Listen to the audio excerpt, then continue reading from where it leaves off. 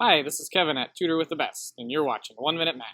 Evaluating limits as x approaches the c over 0 case, where c doesn't equal 0. In this example, the limit as x approaches 4 of x plus 2 over x minus 4 squared. When we substitute in 4, we get 6 over 0.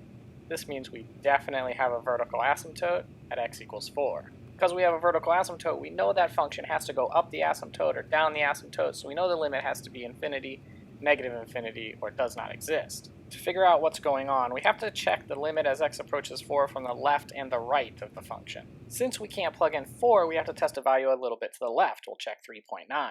And on the right, we'll test 4.1. When we plug in 3.9, we end up with 5.9 over negative 0.1 squared. This is certainly going to give us a positive value.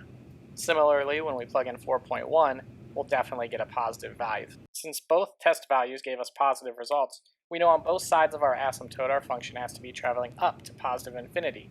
Hence, our limit as x approaches 4 of the function is positive infinity. If our test values gave us opposite signs, we'd say the limit doesn't exist, and if they were both negative, we'd say the limit goes to negative infinity. If you'd like to see more videos like this, click subscribe, or check out the next video in the series by clicking below.